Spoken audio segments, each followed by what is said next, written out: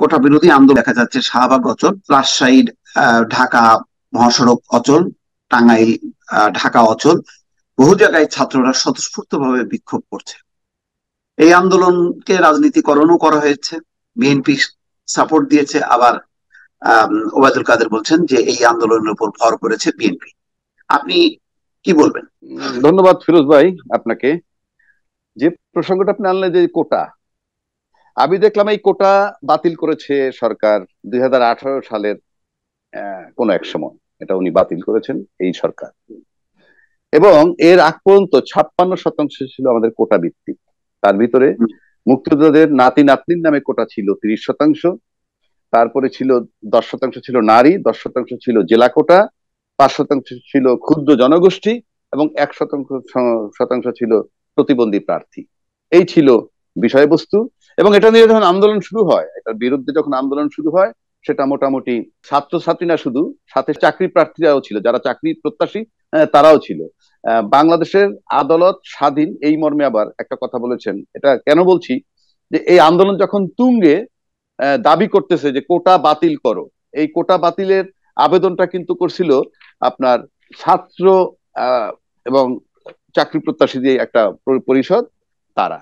আন্দোলনের পরিপ্রেক্ষিতে সরকার যখন এই কোটা পদ্ধতি বাতিল করলো, এত ডিটেলস বলার দরকার নাই, সবাই জানে। তো কোটা পদ্ধতি বাতিল করার পর আপনার এটাকে চরম আন্দোলনের মধ্যে সরকার করেছে। করার পরে কি হইলো দেখেন, এই 2021 সালে এটা নিয়ে একটা পরিপত্র যে হয়েছিল, সেই পরিপত্রের মুক্তিযোদ্ধার যে কোটাটা বাতিল হইল, সেই অংশটাকে চ্যালেঞ্জ করে হাইকোর্টে একটা রিট করে কয়েকজন মুক্তিযোদ্ধার সন্তান, এবং সেটা এক পর্যায়ে হাইকোর্ট সেই পুনর্বহাল করার জন্য নির্দেশ দেয় কোটা পদ্ধতিটাকে, অর্থাৎ ওটাকে অবৈধ ঘোষণা করে। এবং এটার পরিপ্রেক্ষিতে আপিল চেম্বার জজে যায়, এবং চেম্বার জজ সম্ভবত গত 4 তারিখে রাখছিলেন ফুল বেঞ্চে শুনানি করার জন্য। এবং ফুল বেঞ্চে যাওয়ার পরে যে কথাটা আসলো, সেটা হলো অ্যাটর্নি জেনারেল বলছে যে এটাকে আমরা, চিফ জাস্টিস বললো আপনারা আর করেন, regular appeal, leave to appeal file করেন। অ্যাটর্নি জেনারেল বললো আমরা জাজমেন্ট পাই নাই, বললো পাবেন। আমার প্রশ্নটা হচ্ছে এইখানে, যে কোটা পদ্ধতি সরকার বাতিল করলো, করার পর যখন হাইকোর্ট এটা অবৈধ ঘোষণা করে, তখন যখন রাস্তায় লোক নামলো, তখন হাসান মাহমুদুর সাহেবের মতো পররাষ্ট্রমন্ত্রী বলতেছে এ রায় তো হাইকোর্ট দিয়েছে, এখন যদি এটার বিরুদ্ধে তারা কিছু করবে তাহলে সেটা আদালত অবমাননা হবে। 50,000 ছেলে রাস্তায় নেমেছে, 70,000 ছেলে না রাস্তায় নেমেছে, এবং চাকরি যারা কোটা প্রত্যাশী বিরোধী চাকরি প্রত্যাশী তারাও করেছে। 50-70 হাজার লোক কি কোর্ট অবমাননার মামলা হবে? কেন করেন নাই হাসান মাহমুদ সাহেব আপনি? যেখানে আপনার অ্যাটর্নি জেনারেল বলতেছে আপিল করবে, অ্যাপিল করার মানে কি? আপনার অ্যাটর্নি জেনারেল তো মানতেছে না হাইকোর্টের রায়, অর্থাৎ কোটা পদ্ধতিটাকে যে পুনর্বহাল করছে সেটা তো আপনার অ্যাটর্নি জেনারেল মানে না। তাহলে লড়াইটা কোথায়? Attorney general versus Hasan Mahmud, attorney general versus সরকার? আমি তো মনে করি অ্যাটর্নি জেনারেল ওই ছাত্রদের আন্দোলনের সাথে একাত্ম ঘোষণা করেছে, তাহলে সে আপিল করবে কেন? সে আপিল করবে কেন? তার মানে হচ্ছে যে হয় এটা সরকারের নাটক, যে আদালতের মাধ্যমে এটাকে বহাল করতে চায়, অর্থাৎ কোটা পদ্ধতি চালু রাখতে চায়, আর নয়তো যেহেতু অ্যাটর্নি জেনারেল আপিল করবে, তার মানে হাইকোর্ট যে অবৈধ ঘোষণা করছে সেটাকে মানে নাই, তার মানে মাঠে যে ছাত্র আন্দোলন করতেছে তার সাথে অ্যাটর্নি জেনারেল একাত্মতা ঘোষণা করেছে। 1 নম্বর। দুই নম্বর হইলো, আপনি বাংলাদেশের যে ইতিহাস আমরা দেখছি, সেই ইতিহাসে কি আছে? স্বাধীনতার 53 বছর পর মুক্তিযুদ্ধ রাজাকার কালচার আর চলবে না। কেন চলবে না তার এক্সাম্পল দিচ্ছি। সরকার সেটা প্রমাণ করছে, আমি সরকারের সাধুবাদ জানাই। যিনি এডমিট করছেন যে আমি একটা রাজাকারের ছেলে, তিনি কিন্তু প্রেস সেক্রেটারি হয়েছেন।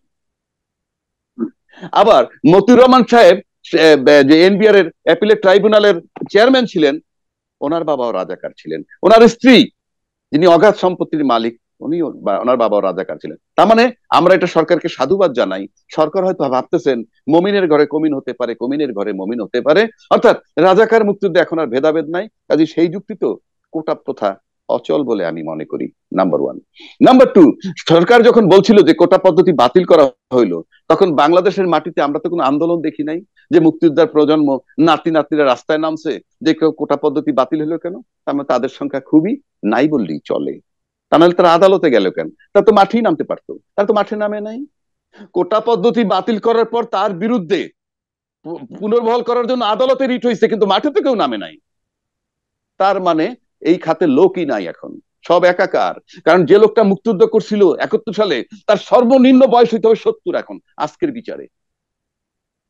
আর এটা তো উত্তরাধিকার সূত্রে পাওনা না, যে আমার পরে তারে, তারপরে তারে দিতে হবে। 3 নম্বর, এই পরিপত্র যখন চলতেছে 1976 সাল থেকে, এই কোটা ভিত্তিক, এতদিন কারো চোখে পড়লো না, এতদিন কেউ হাইকোর্টে রিট করলো না, বাতিল করলো সরকার, যখন সরকার মনে করলো যে এখন আর মুক্তিযোদ্ধা রাজাকার নিয়ে আলাদা কিছু নাই, তখন বাতিল করছে বলে আমি বলতে চাই। তখন এটার বিরুদ্ধে হাইকোর্টে চুপি চুপি গিয়ে রিট করলো। কেন চুপি চুপি বলছি? হাইকোর্ট বলেন, হাইকোর্ট, আজকে আমরা হাইকোর্ট নিয়ে কথা বলছি কেন? যেহেতু এটা অ্যাপিল হবে, সুতরাং এটা বিচারাধীন, অর্থাৎ এখন কিন্তু সিদ্ধান্ত হয় নাই, অ্যাপিল করবে। Appeal is the continuation of the main suit, অর্থাৎ এটা এখনো সাবজুডিস মানে বিচার হয় নাই বলে ধরে নেওয়া হবে। সেক্ষেত্রে আমরা দুইটা কথা বলতে পারি, আমরা বহু দূর থেকে আদালতকে সহযোগিতা করছি, যে একটা কিছু করতে গেলে পারিপার্শ্বিক অবস্থা বিবেচনায় নিতে হয়। আজকে এই কোটা পদ্ধতি বাতিল করার পর এবং হাইকোর্টের জাজমেন্টের পর যে পরিস্থিতিটা হয়েছে, সেটা পারিপার্শ্বিক পরিস্থিতি, সেটাও বিবেচনায় নিতে হবে। কেন নিতে হবে সেটা বলছি। আমরা যখন তত্ত্বাবধায়ক সরকার বাংলাদেশে হইল, তখন কিন্তু জনদাবির পরিপ্রেক্ষিতে হয়েছিল। সেই জনদাবির পরিপ্রেক্ষিতে যেটা হয়েছিল, সেটাকে বাদ করা হয়েছে কিন্তু হাইকোর্টের রিটের মাধ্যমে, অথচ বাদ হওয়া উচিত ছিল জনদাবির পরিপ্রেক্ষিতে, আবার প্রয়োজনে। আজকে হাইকোর্ট থেকে যখন এটা বাদ হইলো, সুপ্রিম কোর্ট থেকে যখন বাদ হইলো, তখন তার খেসারতটা কি? দেশে গণতন্ত্র নাই, দেশে নির্বাচন নাই, দেশে এক দলকে ভাগ করে দুইটা দল, একটা দলকে দুই ভাগ করে নির্বাচন করে ক্ষমতায় বসে আছে। এটা কিন্তু সেই জনতার যে দাবি ছিল, সেটাকে পাশ কাটিয়ে যখন তত্ত্বাবধায়ক সরকার বাতিল করা হলো, তার খেসারত। সুতরাং আজকে যখন কোটা বাতিল হয়েছে, সেটা যখন সবাই একসেপ্ট করছে এবং অবৈধ হাইকোর্ট অবৈধ করার পর যখন মাঠে নামছে, তখন চিন্তা করতে হবে রিটের উপর থাকা উচিত কিনা। কেননা এটাও জনদাবি, জনগণ রাস্তায় নেমেছে। সুতরাং যেহেতু আমি তত্ত্বাবধায়ক সরকারের খেসারত আজ পর্যন্ত জাতি দিচ্ছে, সুতরাং আদালতকে বিবেচনায় নিতে হবে যে এটা নিয়ে জানি ওই রকম আবার গণতন্ত্র নামে মতো এই শিক্ষা প্রতিষ্ঠান বন্ধ হয়ে না যায়, দেশটা ধ্বংসের দিকে না যায়, সেদিকে খেয়াল রাখতে হবে। কোটা পদ্ধতি সরকার বাতিল করছে, আমি সমর্থন করি, অ্যাটর্নি জেনারেল সমর্থন করছে, রাস্তায় লোক নামছে, সুতরাং এটাকে আমার কাছে মনে হয় এই কোটা পদ্ধতি বাতিল করাই উচিত। তারপরেও যদি কথা থাকে, সংস্কার করুক, নাম কষ্টে, নাম কষ্টে ধরেন এখন মুক্তিযোদ্ধার সন্তান, তার নাতি খুবই কঠিন, নাম কষ্টে 10% থাকুক, 5% থাকুক, হ্যাঁ আদিবাসী, এই আদিবাসী প্রতিবন্ধী এবং 10% থাকুক মেধার ভিত্তিতে। আমি চ্যালেঞ্জ করে বলতে পারি, কোটা মানি অথর্ব যায় চাকরিতে, কোটা মানি অথর্ব।